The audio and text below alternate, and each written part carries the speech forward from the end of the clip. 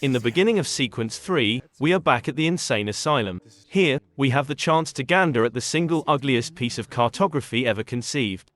The staff is comprised of all the friendly faces we have seen in the world of gangstering so far. As we're getting sedated, we are saved at the last moment, and are able to sprint our way to freedom.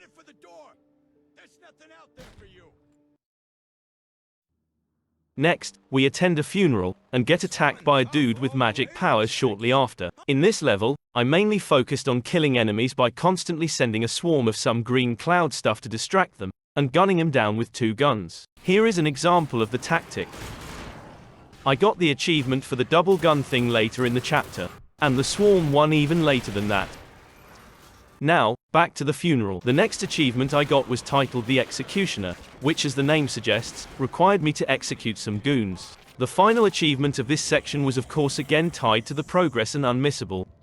In the next section, I had to put my Major League gaming skills to good use and at first shoot some carnival ducks. And after that, cardboard goons. For being good, I got an achievement. And again, after this section ended, I was awarded an achievement. In the next sequence, I was back again at the crazy house.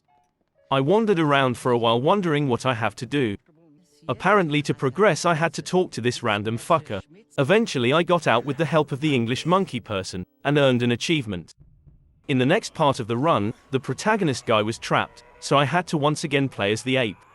This was actually nice, as I could brutalize some goons for an achievement. Moments later, the protagonist was saved, and I got a complimentary achievement. During the course of this level, I was able to max out one of my talent trees and earn that achievement.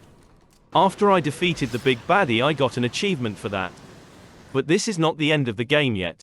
I still had to go through the Insane Asylum again, where I eventually got the chance to choose an ending. Like all cool kids, I went to hell. Here I got the chance to pick up the last collectible relic. Then, the only thing left to do was finish the game.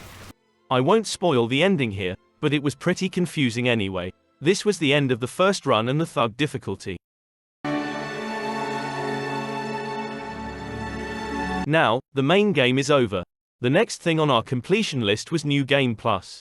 As there is an achievement to complete the game in the highest Don difficulty, I chose this option, not knowing what to expect. Turns out, it's actually pretty easy, as all the upgrades I made before carried over to the New Game Plus. During New Game Plus, I at first focused on killing enemies with the gun channeling ability. After that, the goal was to throw black holes which would suck up enemies. The rest of the New Game Plus experience was just upgrading talents, and progressing through the story.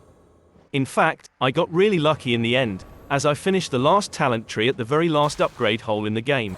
All in all, New Game Plus was a fairly pleasant experience, and by skipping all the cutscenes it took me less than 3 hours to finish. Now to the additional content.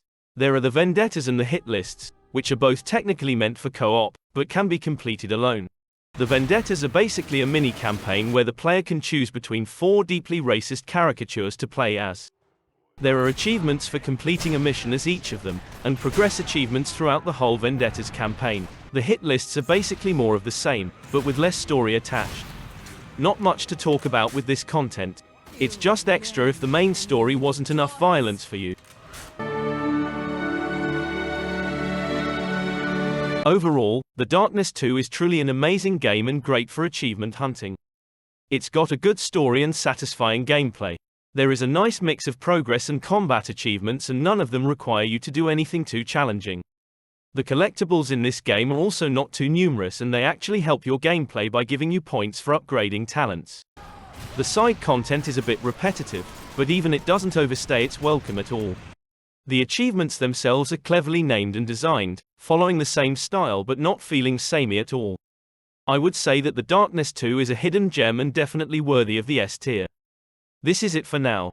The next video will feature a script, so the quality will most likely improve from there. If you enjoy this type of shit, make sure to subscribe lads. See ya.